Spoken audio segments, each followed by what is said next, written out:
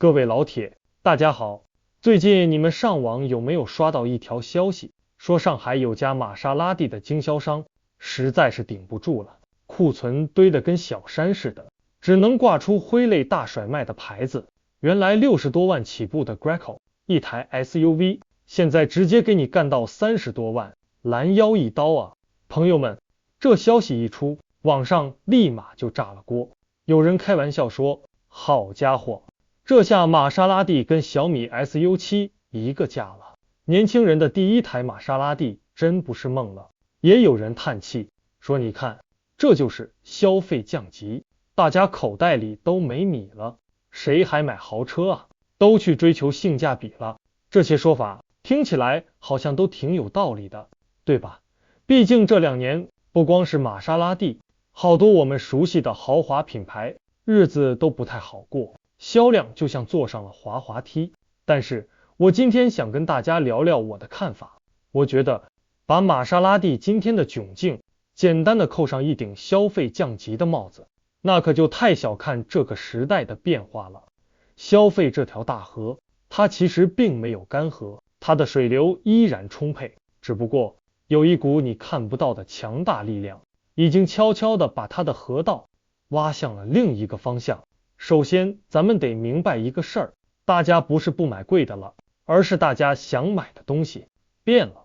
为啥这么说呢？我特地去找了份去年的汽车报告来看，里面有2个结论，简直是颠覆了我的直觉。第一个结论，你猜怎么着？高端车市场其实是在增长的。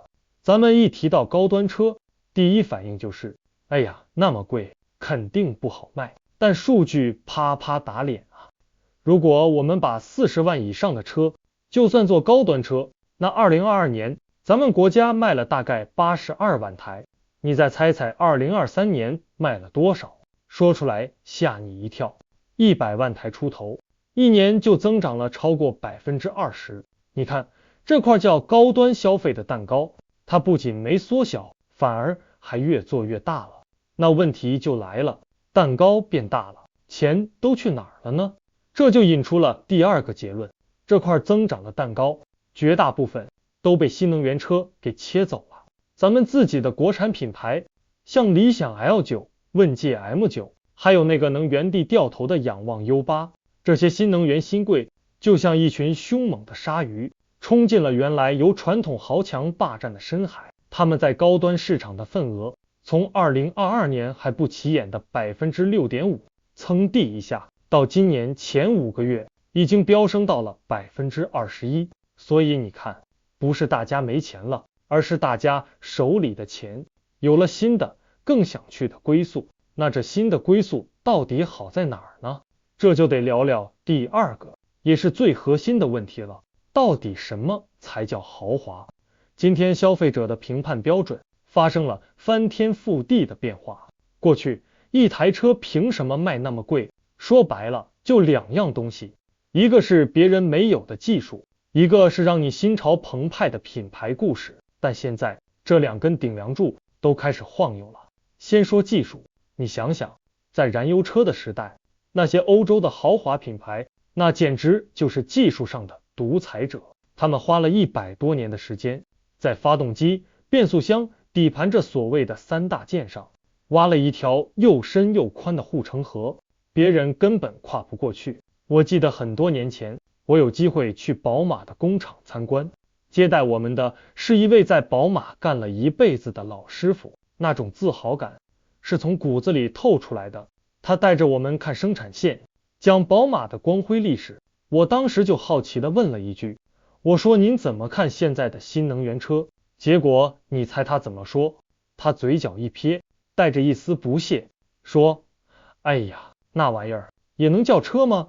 那神情我到现在都记得清清楚楚。可今天呢，风水轮流转了，汽车进入新能源时代，赛道全变了。传统汽车比的是机械素质，是3大件的精密配合，而新能源车呢，大家比的是电池续航，是电驱性能，更是那个越来越聪明的智能驾驶和让你感觉像坐进未来驾驶舱的智能座舱。在这条新赛道上，大家都是从零开始，你那100年的技术积累，瞬间就没那么香了。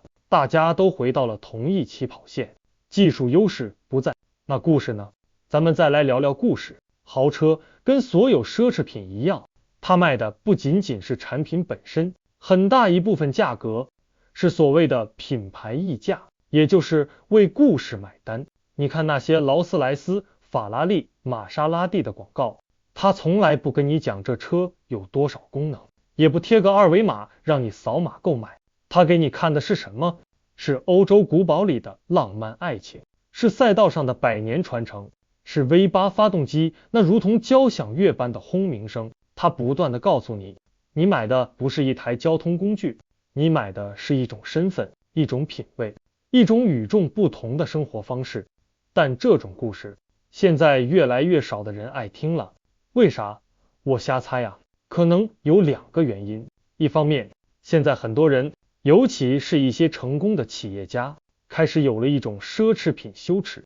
你想想，过去穿个大 logo 的衣服，开个惹眼的豪车，就像是拿着个大喇叭在全世界宣告，快看我，我有钱。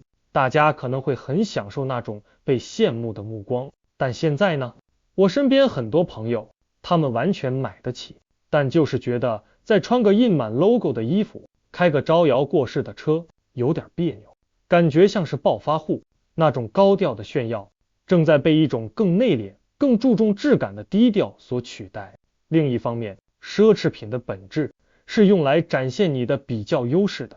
在经济高速增长的年代，你开一台玛莎拉蒂去谈生意，别人会觉得，哇，这哥们儿有实力，跟着他干肯定有肉吃。所以那时候，很多人就算预算紧张，也愿意踮起脚尖，甚至打肿脸充胖子，去购一台豪车。